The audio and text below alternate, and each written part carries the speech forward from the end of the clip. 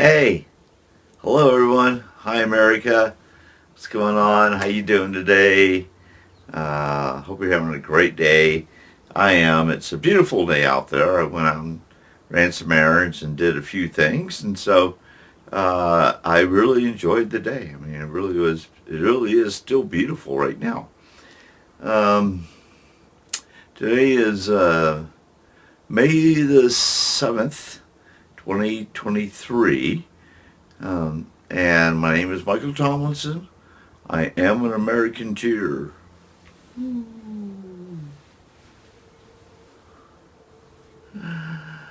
I love doing my little thing there for whatever reason. Um, but anyways, talking about America. The real world, the real America. What the heck is going on? And it's just the real world. That's what's going on. People are really suffering out there. I kid you not. I went to a gas station today to the air pump and to put air in my pickup truck. And it's a four-wheel drive, like all-terrain tire thing. So I normally just go to this one tire guy, and he kind of just checks the air pressure and adds, and takes care of my tires, and I pay a few dollars. And that's what I always feel comfortable doing. Just with that truck, all the other vehicles I own, I can pull up to an air pump. I know what 32 psi is. I know what 34 psi. I know what to do and how to handle it. But for some reason, this truck for the last few years is just, it's just kind of intimidating. As I don't know why. I just don't want to mess it up. And I know I won't mess it up. I can do it. So, anyways, he's closed down, and unfortunately, the last time I went by there, it was closed. So I'm not sure if it's closed down or just closed down for that day. But it looked like, he was shut down, bumming out because I've been going there for a couple of years. So I went to this truck stop, area to look at their air pump to see what the story is. Like, how do I pay? Does it have its own PSI measurement on there, or do I have to have my own, to read the PSI on my tire? And for those of you who don't know what I'm talking about, it's the pressure of air you put inside a vehicle tire, like a truck tire or a car tire. That's the PSI that I'm talking about. So I'm out there, parked by there, and I'm checking my tire. And the back tire, I just kept looking at it and looking at it and looking at it, going around and around and around, because it's in small print what the PSI is. And I could not find it. I just felt like I was just staring at the tire. So I went to the front tire, and I found the PSI on the front tire. It just wasn't written, it's just not on the back tire for whatever reason, but it was on the front tire. But as I'm looking at the front tire, and I'm parked there by the air pump, there's a bus stop right there, sidewalk and a bus stop, and there's this guy sitting there, and he sees me doing this, like going to my tires and getting down and staring at my tires for a little bit, and then he just yells out, "Hey man, you need some help? Do you know what you're doing?" Because I was definitely going, looking at the tires. And I just, said, lightly, like, no, I just looking for the PSI. And I think I found it on the front tire, but it's not on the back tire for whatever reason. Then he moved over there. He walked over to me and checked the back tire, himself, looking for the PSI. And like thinking the same thing I would. It's like it's going to be very obvious. But he couldn't find it either. And I did find the PSI though. And I didn't even air my tires. I just, the machine took a credit card, and stuff like that. I just really wasn't into doing all that stuff. But I do need to put air in my tires soon, like tomorrow. So anyways, the real world that I'm talking about, that's just part of my little day event.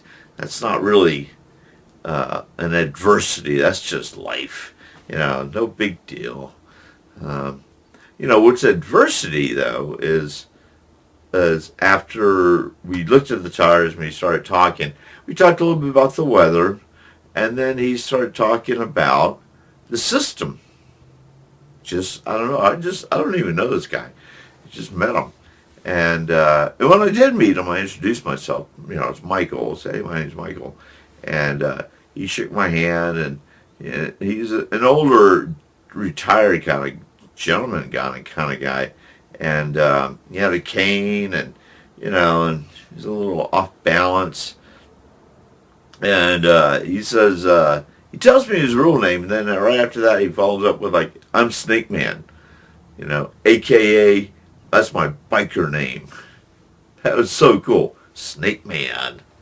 I'm talking to the Snake Man now.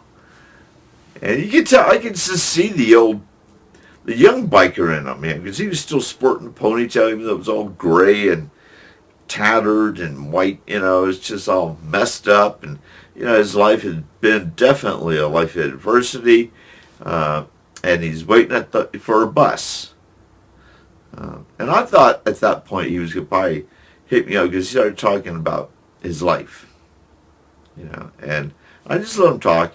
And I listened, and he said that his food stamps had been cut back, to where it was now. It's like $60-something a month, and they took $400 from his either Social Security or disabled check that he was receiving, to survive. So right there, it was two big whammies, and he's on this medication, and he has to eat food to take the medication, but he was telling me that $64 does not go very far, for him, and then losing $400 more, to help him for his cost of living is definitely going to take a hit. In fact, he might have to move back to a different state where he moved from.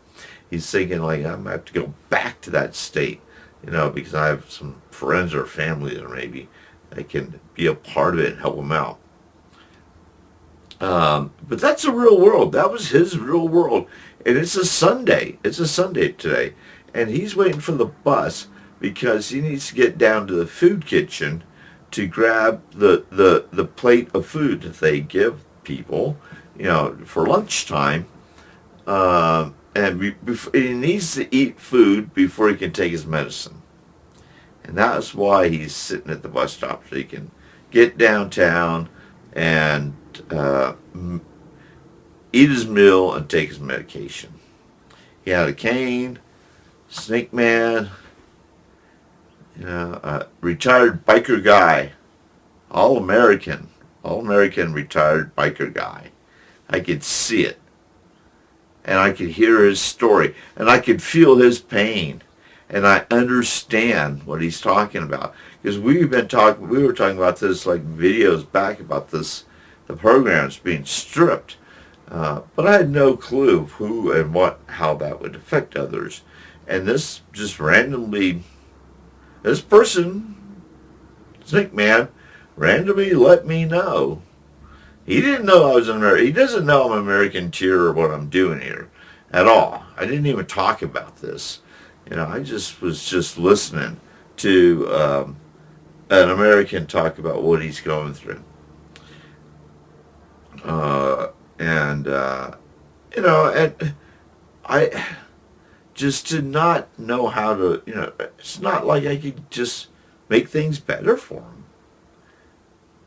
Except for being an Americanteer, for us unifying together as a country, as our own little party, I guess, our own little thing, to have a voice, so we don't have to see these Americans that we know that we're already falling apart, but now he's really falling apart. I mean, he was already on the low level. Now he's having to go down to a lower level. He probably thought they could get any lower, but it has. It's gotten lower, and it's gotten tougher, and that is his real world. Yeah, and I'm that's not, it's not my world, but as an Americanteer, I relate. I want to do something. I want to help in a bigger way, like help all Americans understand, the taking of the privileges or entitlements, and then they having to readjust and repivot their life to make it work. Someone may not get that, may not be able to make it work. I don't think this guy, he's let me know he has high doubts at how it's going to really work. It was barely working as it was for him, and now it's just tougher and for him. So he's not sure of what to do. I mean, besides going to this free, kitchen place and getting something to eat. So that is the real world. That is a real American. That is really what's going on today. Is in my face. The guy waiting at the bus stop. I was just checking my tires. It was so close to, we were there. And he's offering to help me. Or at least look at the tire. He couldn't really help me, but he could tell I was doing something, and he offered, just walked over and, see what he could do. And that was a really cool thing for him to do. Like, I mean, even though things are adverse for him today, he still took that time to see that I was doing something, and maybe I was a little confused, and he could see that, and so he just stepped up to help me take care of it. And I admire that. I appreciate that. I thanked him for doing that. Not everyone does that kind of stuff. People don't like helping each other randomly. Some of us do, a lot of us do, he did, and I feel it. I understand it. So I was very receptive to him helping. It's just another guy helping, just helping out. I don't have to feel threatened by it. But I did hear the real world. I mean, he did tell me his story, and that little bit of tidbit of time that we spent with each other. And then the bus was coming up, and he's, got to go. And I was like, see you later. As I'm getting ready my next stop is the grocery store. I'm just going to go buy food. I'm not on any programs. So I'm on that program of like, man, the dollar's getting tight. You got to make it stretch, and I got to be more, think things through as I go grocery shopping. Prices are getting a little bit higher, and so I got to watch it, make sure I'm gonna, consume the foods and why and where, like how my week is gonna play out, and what are the real strong ingredients or essential types of food I need to get me through the week. So that's my own real world story, for that. Right after that, and his world was jumping on the bus to head down. So even though there are different stories, they're real world stories. I mean, this is real American stuff, being tight on money, having to go buy groceries, having no money, having to take a bus. And luckily the bus system here is all free. So he he didn't really need money to take the bus, just needed to get to the bus stop so he can go take care of business. I admire that. I admire the fact that he was doing it. There's nothing wrong with that. I don't look down on that guy. I look up to that guy. There's probably a lot of Americans in the same position, but will not go and make that effort to feed themselves. Just kind of give up. Maybe eat, bad foods, junk foods, instead. So we need to unite as Americans and become Americanteers so we can help all Americans. And for all we know, this guy, Snake Man, could be your uncle, could be your cousin. I don't know. It's from a whole other state. You could be related to him, and you don't even know where I'm talking to you about him until I say the name. You're like, "Wow, that sounds like my uncle." um, and that's if it is, that's the real world for him. And today, it wasn't like that yesterday, but today it's changed, and now he's having to deal with it. I felt bad for him. I feel bad for a lot of Americans who are going to have to do the same thing, who are reliant on that safety net and that sense of entitlement. Even though as an Americanteer we have a plan to get people off of that entitlement way of thinking, but it takes implementing an Americanteer plan. And America we can't even unite enough to even implement the plan that would help all Americans, which is we already have the plan to work on. So it's like, we have the plan to help that guy, help his future. We have a plan.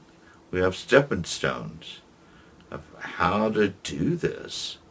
And not as Americans, helping Americans, not how to utilize the system to make him, to help him, but to have aspects that we can provide with the Americanteer movement to help people get motivated and to stay energized and to reach out and to keep reaching out, to step up for more, know that they are worth it, and they are, they have a purpose.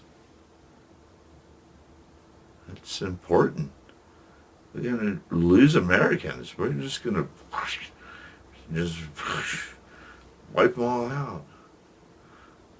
I hope we don't do that. Hope we are strong enough. Hope we have enough courage to stand up, to join forces, to be united, to do something, to really do something. Think about that. Man, that's some powerful stuff.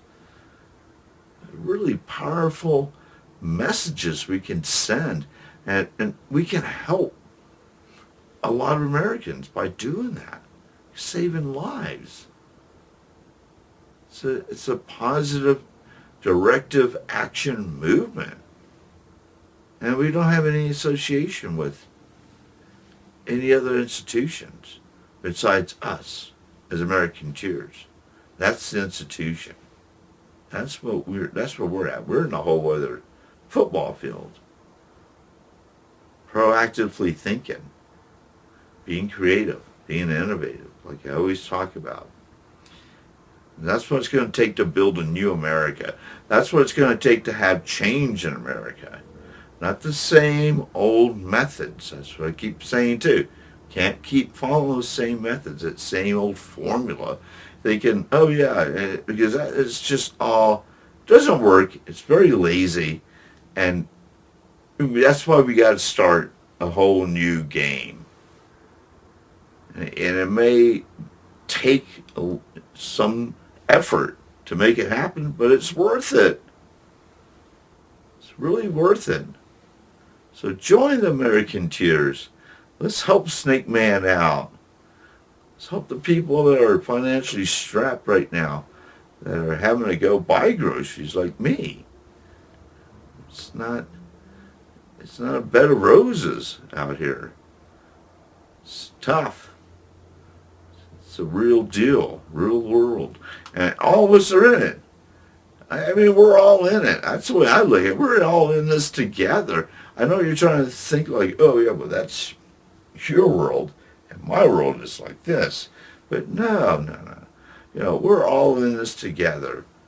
Me and Snake Man are in this together. Even though we are doing different things in a different way, we are still Americans, and we are still having to deal with it in one way or another on our own, in our own way. And if we unite as Americanteers, we can make things better, make things easier, to pursue happiness. Woohoo! You with me? Are you understanding what I'm saying here? I hope so. Hope you join in. Join today. Why not?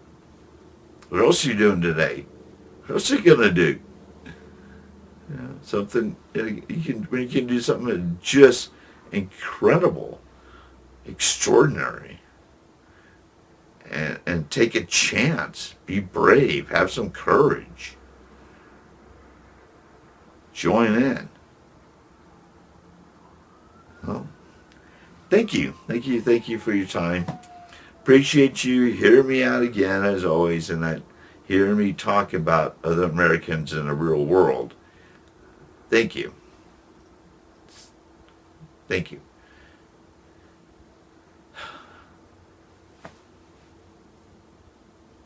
Have an excellent day, my friends. Be good to each other. Help each other out if you can. Okay? Peace, love. We'll talk later.